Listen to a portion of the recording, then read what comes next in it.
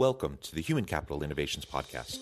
We're your source for personal, professional, and organizational growth and development, where we share original research, explore industry trends, and interview executives and thought leaders from across the globe. We hope you join us often for practitioner-oriented content around all things related to leadership, HR, talent management, organizational development, and change management. Maximize your personal and organizational potential with Human Capital Innovations Podcast.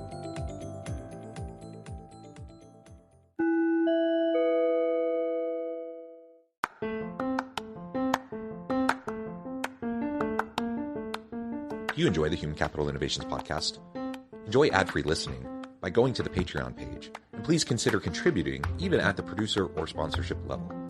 And please leave a review. Thank you for your support.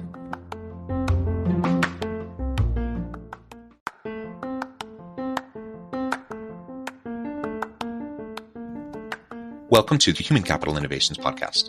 In this HCI Podcast episode, I talk with Adam Coughlin about prioritization to drive success in our entrepreneurial endeavors and entrepreneurial mindset.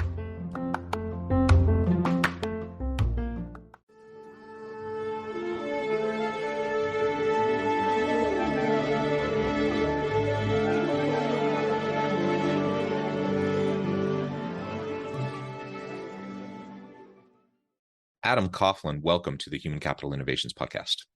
Thanks for having me, John. It is a pleasure to be with you. You're joining us from New Hampshire. I'm south of Salt Lake City in Utah. And today we're going to be talking about prioritization to lead towards entrepreneurial success. And we're going to talk about it specifically from a people lens and try to understand how we can be more successful in our entrepreneurial endeavors. I also think it's important to recognize, when we talk about entrepreneurship, a lot of times we mean, starting a business, scaling a business, those sorts of things. But I'm also a believer that all of us can be entrepreneurs in our mindset, in the way we approach our work. So even if we find ourselves in more of a corporate gig, we can still be entrepreneurs and promote ideas and build initiatives and things within our sphere of influence within the organization we might find ourselves. So I'm excited to have a nice conversation with Adam today. Before we get started, I wanted to share Adam's bio with everybody. Adam Coughlin is co-founder, CMO, and managing partner at York IE, where he leads the company's marketing efforts and its advisory services practice. Adam works with startups on foundational messaging, content and communications, go-to-market strategy, and corporate storytelling. He also helps entrepreneurs find their voice and personal brand, which is integral in today's digital marketplace. Fantastic background. Again, a pleasure to have you. Anything else you would like to share with listeners by way of your background or personal context before we dive on in?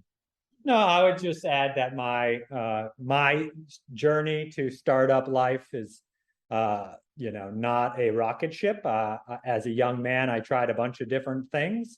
Lived in Beijing, lived in Italy, worked as a reporter, worked as a teacher, and found that all of those experiences ended up being very beneficial in the long run. In the gig that I have now. Yeah, and I've said this before with other guests on the podcast, but it really is true that most people, not everyone, some people kind of have a direct linear line in their career progression, but most people tend to have a bit of a zigzag as they're trying to figure themselves out, figure out their competencies, capabilities, their talents, their likes, their dislikes, all that stuff. And then sometimes it's just life stage. Sometimes it's just the opportunities that present themselves to us. And so I think many of us, I'm the same way. I've kind of been all over the place in terms of different things I've done in my life. There's kind of common threads that kind of weave through everything, but I've done and tried lots of different things. And I really like that. Perhaps that, in part suits my personality, because I perhaps get bored if I'm doing, the same exact thing for too long. But I do think people have to discover what works for them. And there's usually not, a one size fits all kind of prescribed approach that's going to work for people as they're trying to build their career. So we just have to be flexible enough. And I think the difficult part of the world that we live in today is that everybody else's life and decisions are so in your face, and it can be very easy to compare yourself, right? As I mentioned, I spent 2 years living abroad, and when we're talking about the people perspective, just exposure to different cultures, being alone in a foreign land and having to ask yourself like the really difficult questions, right? These were like life-changing experiences that when I returned to New Hampshire, nobody gave a crap about. And I looked at my friends at their careers and they seemed so much further along. And I began to almost feel like, hey, did I waste time? Right. And feel bad about my decisions. And then I realized that no, actually, those experiences didn't put me behind. They allowed me to accelerate, right? Because of having done those things. And so, you know what I mean? But in the moment, it can be really easy and to regret those things, but they're actually very helpful. Yeah, that's a really good point. And the comparison trap that we tend to fall into, and it's not just the traditional keeping up with the Joneses kind of mentality, though that certainly can be a problem. But like you said, just in terms of career progression, if we look to previous generations, we look to our parents, for example, and what they did, great, that can inform us, that can give us insights and perhaps set us on a really great path. But we're not replicating anyone else's life. So just because it worked for someone else doesn't mean it's going to work for us. And again, you have to invest up front to accelerate into gains in the future. And usually in the short run, that looks like you're getting behind. Yep. You know, I worked all through all of my schooling, but man, I'm a professor. I went through, got 2 master's degrees and a PhD. You know, it takes a long time to go through all of that schooling. And in the meantime, you know, I have other people that I went to high school or undergrad college with who had gone off and done all sorts of really cool things. And here I'm still like in a dorm room, you know, or still like doing those things. But now, you know, 10 years, 13 years actually removed from finishing that degree and having lots of really great experiences, I'm like, yeah, I can look back and I can say there were trade-offs, but it ultimately has benefited me. So we, you know, just don't fall into the trap of buying into those comparisons.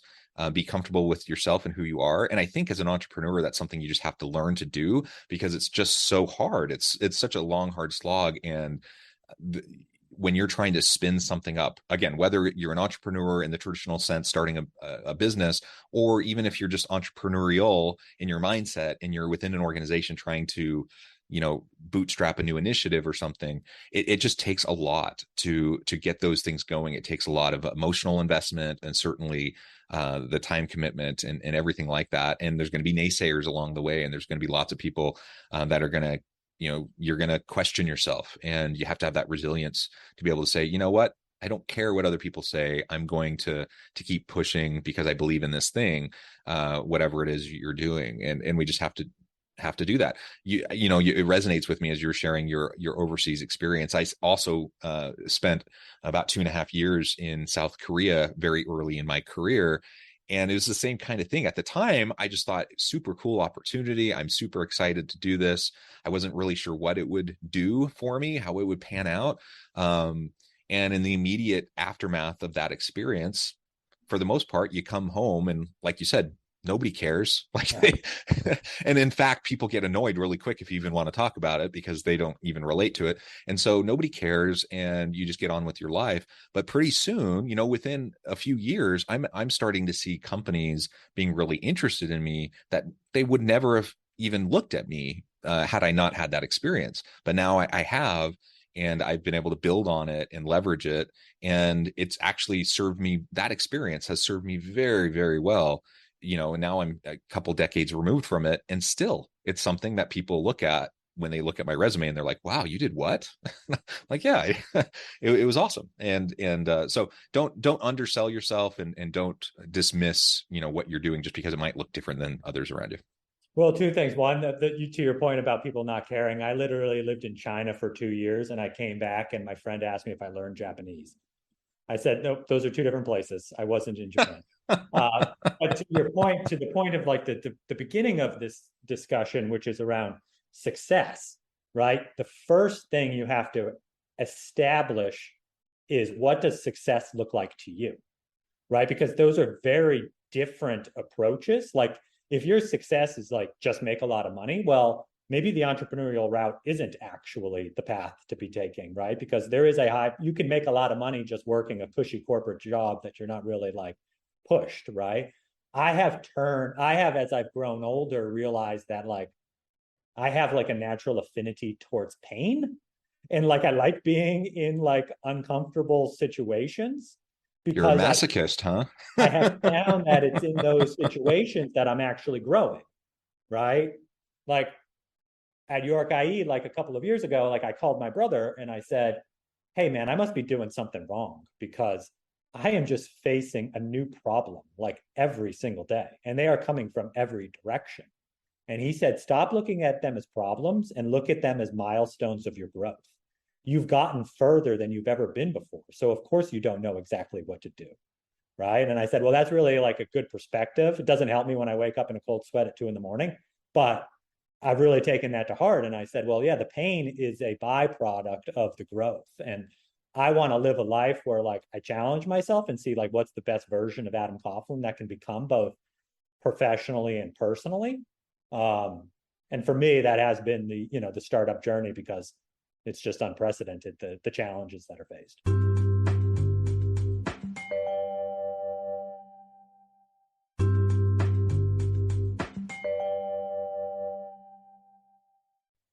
Yeah, I like the framing around growth. Again, life is messy, it's complex, it's hard. Everyone lives a hard life. Even people with tremendous privilege still have their challenges. Everyone has their things that they're dealing with. And so life is hard. And let's not forget that. And let's just focus on the growth opportunities when we face the hard things. And certainly the entrepreneurial endeavor is a hard thing. Career development is a hard thing.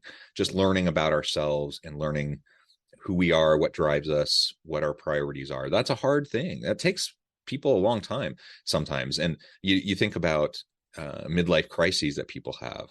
Now that's just the phrase. You don't have to be midlife to have that crisis. You can have it any time. And ultimately, really what's at the crux of those usually is that people at some point, there's some sort of a moment where they step back and they reflect on their life and they're like, I'm not where I want to be. I'm not doing what I want to do. This doesn't align with my values or my priorities.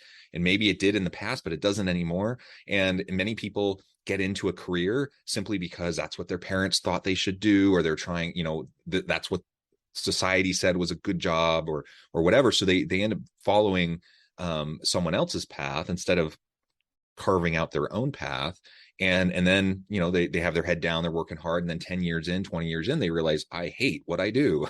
I want to do something else. So it's just so important, as you said, as early as we can and as often as we can, to self-reflect on that and think about, what does success mean to me? If I'm successful in my life, does that mean lots of money, power, and influence? Maybe. And for some people, that's what they value most, and that's fine. It doesn't mean family, friends, doesn't mean career growth and learning. There's like so many different things it could be. So what is success for you? What are your priorities? How do you prioritize the different types of outcomes? Because I could value all those things I just mentioned, but for me, I'm a professor. I chose to go through like ridiculous amounts of school now only to have a job that keeps me comfortably paid, but it's not like I'm ever going to get rich off of it. And that was a choice because I valued the lifestyle, I valued the flexibility and the autonomy, because I valued the time with my family. Those things, those were my top priorities. And so I had to recognize that, and I had to build a life towards that. Otherwise, I would find myself in a situation where I wasn't happy or fulfilled or had an opportunity to live my best life. So again, that's me. Everyone is different. Everyone has a different kind of a way of framing their life. And I just mentioned my personal life, but it's not just personal life. It's same thing in your work, in your career. What work gives you meaning and purpose? What work gets you excited? Those are the types of things you want to try to build into the work that you do, the career that you develop for yourself. Well, and I think the exercise of asking that of yourself personally is so important because it also makes you realize, okay, the way I answer that is different than the way somebody else will, right? And what we see a lot is like a lot of founders who start a company, many of them are subject matter experts in a particular industry, right? And they had like a problem and then they wanted to solve it. And then they were like, oh, if I solve this problem, other people will want it, right? What they haven't done before is build a company. And that transition from like kick-ass individual contributor who can completely control sort of the work product and everything in their environment, to leader who has to influence and can't control and has to rely on other people to take over responsibilities and understand what motivates those people and how do they get the best out of those people, can be a real stumbling block for first-time founders. And so I think that just awareness of like, okay, great, like this is how I work, this is how I'm motivated, this is how I find meaning. How does my team operate? And how do I, you know what I mean, communicate that with them in a way that's going to resonate with them versus how I would communicate to myself, right? And those are often different. Yeah, they are often different. And again, you just got to pay attention to it and focus in on what matters for you, and don't get caught up in, you know, what other people are doing. You know, I think even from like an academic standpoint, I was very targeted in the type of academic career that I wanted to have. And it was different than, you know, I went to a really good university for my PhD. And when when you're finishing your program, their goal is to create academics that will go to other top programs to do top-notch research and then make them look good, right? And that wasn't what I wanted, and that was never why I got into academia. I wanted to be not just a scholar. I wanted to be a scholar practitioner, and I wanted to focus on teaching and development of others first and foremost. And so I do research. I do plenty of research, and I was trained well in how to do good research. But that's not the priority. That's not the top focus of what I do. And so I went to a university that matched with my values and my priorities, and that gave me the autonomy and the flexibility to do consulting work and other practitioner focused leadership work on the side. And that's what brought me fulfillment. And man, when I made those decisions and started to build my career, the people at my university and the department, you know, and my advisors and my chairs and whatnot, they were not happy. They actually were quite upset that I would do something so dramatically out of step with what they wanted for me. And ultimately, I had to just be okay with that. I just had to like realize they may not be happy with me because of these decisions, and I don't care. It's not their life, it's my life. I had, you know, that it resulted in having to navigate some politics around, you know, finishing up my degree, but ultimately, you know, I've been able to carve out that life. So again, I think these principles apply to anyone, whether you're a solopreneur, an entrepreneur, or you find yourself in a more traditional type of career. These types of mindset pieces and the priorities and defining success for you, all of that's really, really important. Let's talk more now about entrepreneurship in the traditional sense. What are some of the most common challenges that you see entrepreneurs facing? You already mentioned a couple, but what are some additional challenges that entrepreneurs face, and how can we go about overcoming them? Yeah, so I think I loved your description of entrepreneurship in the sense of like, I live in a world where I'm thinking about that often as startup founder, trying to solve a problem and build a business around it. I think that the entrepreneurial mindset, which is just like taking a new approach to problem solving, is super imperative in every asset of life. Like if we could get, more entrepreneurial thinking in some of the legacy institutions of education, of medicine, of law, of all of those things, the better.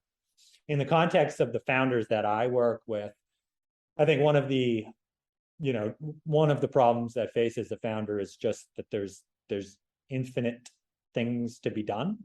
And so how do you allocate your time? And, we talked earlier about sort of like this, just the digital landscape that we live in, of this sort of like always on mentality. Even just doing this interview, I had to shut off Slack and shut off my cell phone because I was getting beeped, right? And I always use this story of, I read this in a book, but Napoleon, he used to have his secretaries deliver his mail 3 weeks after it arrived. And that's because he knew that everything is urgent, but that doesn't mean that everything is important, right? And so by the time he read the mail, all of the things that were urgent but weren't important had resolved themselves. And the things that were important were still important 3 weeks later. right? But he didn't waste his mind share, energy, stress on things that ultimately didn't matter. He devoted it to the things that actually moved, well, not for him, but the business forward, right? And I think that is something like we end up being so reactive to everything. Hey, we're working, how many times have you worked on something and then checked your email for some reason and then went down a whole nother thread, and you can't solve like the big problems in between meetings and email, right? Like you have to actually carve out time to think. And again, actually, it's a great analogy to what we talked about earlier, which is like those experiences, the investing in yourself, which may in the short term seem like a step backwards, is in the long term what actually moves you forward. It's the same thing, right? Like everybody loves their, like I have it right next to me here, like my to-do list, right? Of like things that I have to check off. But it's like those meaty things that aren't easily checked off that are the things that do it, and you have to prioritize them. Same thing with like personal relationships, right? Like I used to, before I was married, I used to think, oh, it's so funny that people schedule date nights with their spouse, right? Well, and then I started a company and I had 3 children, and I realized if I don't make that time, I'm going to keep giving it away, right? And then the core relationship, the real most important thing in my life, is going to suffer from it, right? And it's the same for this way of thinking. It's like you have to prioritize it, or else it's going to slip away, and then, you know what I mean, you're actually hurting yourself in the long run.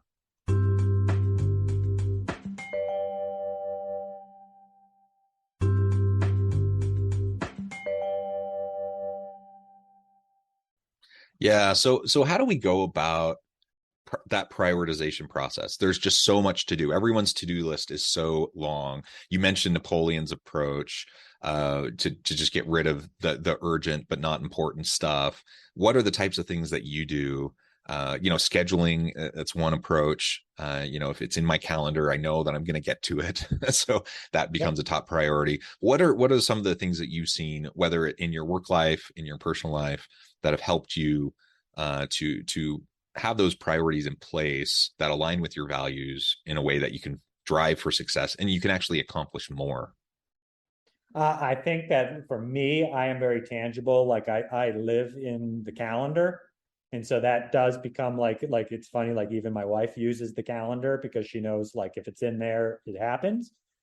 And it's easy to like, and it's just, so blocking the time in the calendar to be devoted to long-term strategic initiatives is crucial.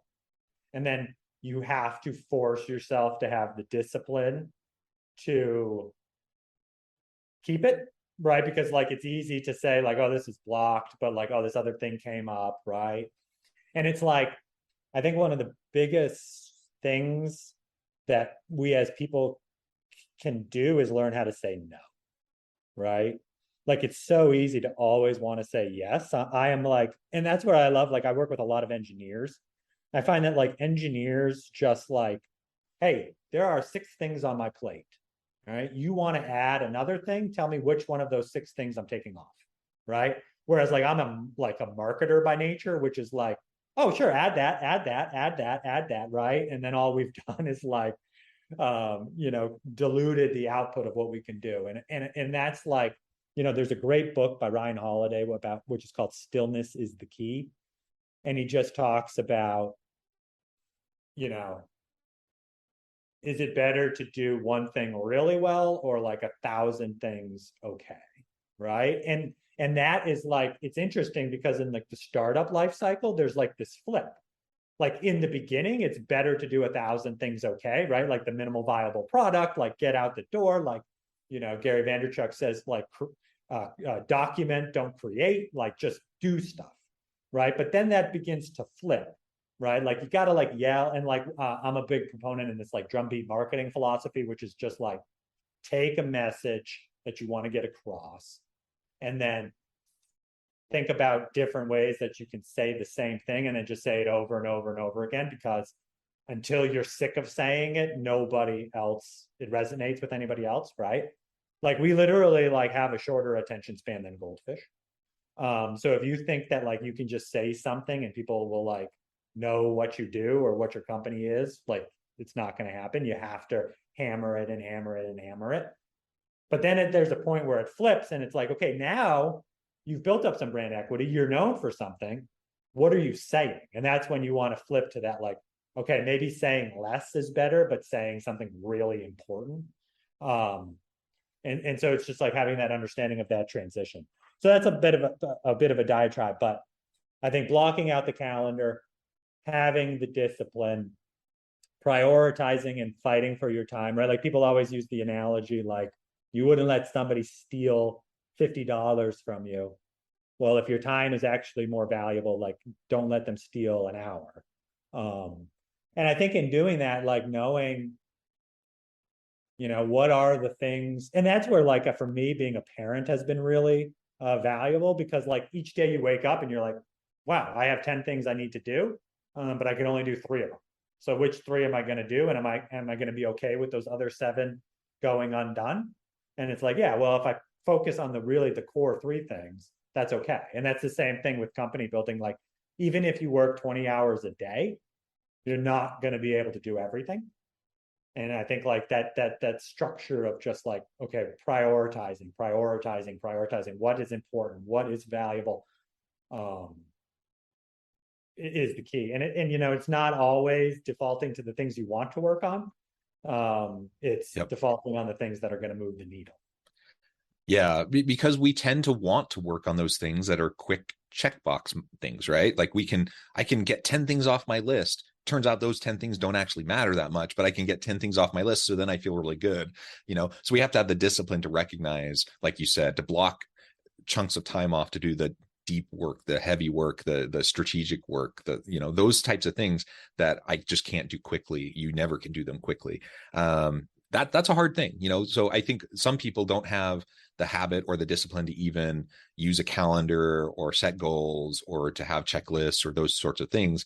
And if they don't, I would say, first step, move towards having anything like that as tools to help you to schedule your day and prioritize your day. But then the next step, you can't end there. The next step then is to actually really understand what's the most important and to not get caught into the trap of always just doing the easy lift and chasing the low-hanging fruit. Sometimes chasing the low-hanging fruit is great because you can have big impact with minimal amount of effort. But a lot of times those low-hanging fruit items don't have any long-term payoff. And so in the long run, you're just kind of hurting yourself. Well, Adam, this has been a real pleasure. It's been a fun conversation. I note the time. I need to let you go here in just a minute. Before we wrap up, I just wanted to give you a chance to share with listeners how they can connect with you and find out more about your work, and then give us a final word on the topic for today.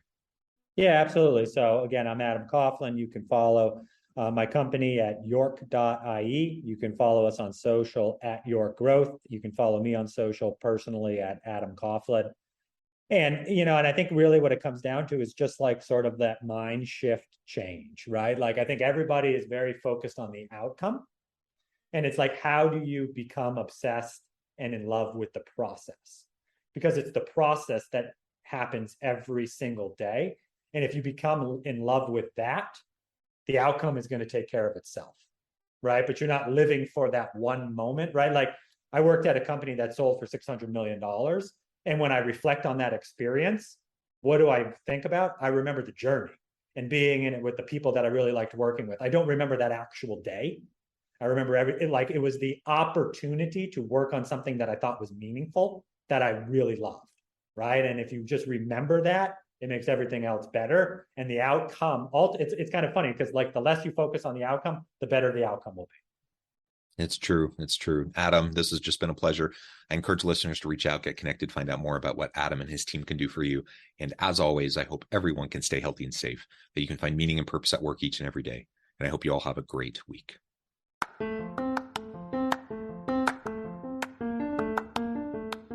you enjoy the Human Capital Innovations podcast? Enjoy ad-free listening by going to the Patreon page. And please consider contributing even at the producer or sponsorship level. And please leave a review. Thank you for your support.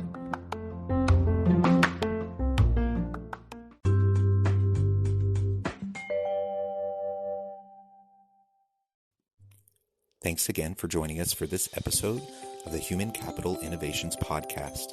I hope you stay healthy and safe and that you have a great week.